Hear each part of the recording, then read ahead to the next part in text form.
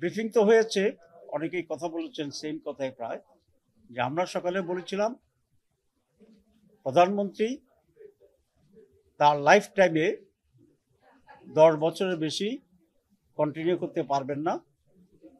এই ব্যাপারে আমরা ঐকমত্য হয়েছি। শুধু বিএনপি বলা যায় আর দু একটি ছোট দল তারা এটা বলছে, পরে ওরা চিন্তা করে জানাবে, তাদের সাথে আলোচনা করবে। আর এরপরে যে আলোচনা হয়েছে সেটা মূলত মূলনীতি নিয়েই মূলনীতির একটা অংশ নিয়ে আলোচনা হয়েছে, এবং সেখানে কমিশনের পক্ষ থেকে 3টি বিষয়ে সাম্য, ন্যায় বিচার, গণতন্ত্র এবং মানবিক মর্যাদা, এই 3টিকে তারা সংবিধানের মূলনীতির এখানে সংযোজিত করতে চান। আমরা এটার ব্যাপারে একমত হয়েছি। আর 15th অ্যামেন্ডমেন্টের পরে বর্তমানে যেটা হয়েছিল আওয়ামী লীগের পিরিয়ডে যে সংশোধনীটা হয়েছিল সেটাকে আমরা টোটালি নাকচ করার কথা বলেছি।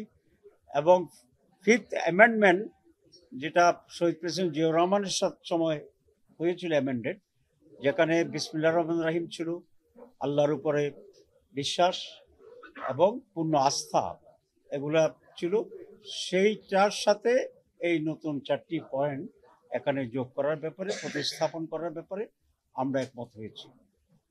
এ বিষয়ে কিছু কিছু দল, বিশেষ করে যারা বাম ঘরানার, তারা এখানে আপত্তি জানিয়েছে। তো এটা খুব অস্বাভাবিক আমরা মনে করি না, তারা তো দল হিসাবে সেরকম একটা ফিলোসফিতে তারা বিশ্বাস করে। কিন্তু আমরা মনে করি বাংলাদেশে মেজর রাজনৈতিক দল যেগুলো আছে, বিএনপি আছে, জামাত ইসলামী, এনসিপি, ইসলামী ঐক্য আন্দোলন সহ অন্যান্য সব ইসলামিক দল এবং আরও অনেকগুলো দল, এটার সাথে আমরা একমত হয়েছি যে সেখানে আল্লাহর উপর বিশ্বাস এটাকে সংযোগ করতে হবে। কারণ এদেশের 90% মানুষই এই ফিলসফির সাথে, এই দর্শনের সাথে তারা একমত আছে। তো এটা ডিসাইডেড হয়নি, কিন্তু মেজরিটি আমরা এটাকে রিপ্রেজেন্ট করি এবং সেটার ওপিনিয়ন আমরা খুব স্ট্রংলি আমরা দিয়েছি। আপনাদের সবাইকে দুই মেয়াদে প্রধানমন্ত্রীর কথাটা হচ্ছিল, সেটা থেকে সরে কেন আসলে? এটা 10 বছরের কথা না, আমরা আসলে এখানে খুব ডিফারেন্স নাই, একটা টেকনিক্যাল ডিফারেন্স আছে। আমরা যখন দুটো মেয়াদ বলেছি তখন একটি পূর্ণাঙ্গ সংসদের মেয়াদকে আমরা মিন করেছিলাম। এখন বারের সাথে এটা একটা পার্থক্য হবে, যদি মাঝখানে পার্লামেন্ট ভেঙে যায়, তো পার্লামেন্ট ভেঙে গেলে তো তখন আবার বারটা বেশি হয়ে যায়। কিন্তু আপনি এটা জানেন যে একই পার্লামেন্টারি পিরিয়ডে একাধিক প্রধানমন্ত্রী হইতে পেরেছে। 2 মাস করে কেউ আছে, কেউ 5 মাস করেছে, পৃথিবীর বহু দেশে, বিশেষ করে রিসেন্টলি ইংল্যান্ডে এটা তো আমরা দেখছি। তো সেটাও আরেক ধরনের অস্থিরতা তৈরি করে। তো যখনই আমরা মেয়াদ বলেছিলাম, প্রায় সকলের সাথে বিরতি হয়েছিল 15 বছর মত বিনিময়, 15 মিনিট আমরা এটা আলোচনা করেছি। যখন এ নিয়ে বিতর্ক হচ্ছিল তখন আমি প্রস্তাব করেছিলাম যে এটা 10 বছর হোক, তাহলে আর মেয়াদ বারের যে ব্যাখ্যার যে পার্থক্যটা এটা যেন না থাকে। আসলে আমাদের মূল উদ্দেশ্য দুইটা, কিন্তু একটা হচ্ছে পাওয়ারকে লিমিট করা, টাইমকে লিমিট করা, যাতে ফ্র্যাঙ্কেস্টাইন না হয়ে যায়, আর হচ্ছে দেশের স্থিতিশীলতাকে নিশ্চিত করা। তো আমরা যদি এখন এই দুই মেয়াদ নিয়ে এই নিয়ে ব্যাখ্যার ডিফারেন্স করি, তাহলে এক ধরনের অস্থিরতা সবসময় থাকবে, কন্টিনিউ করবে।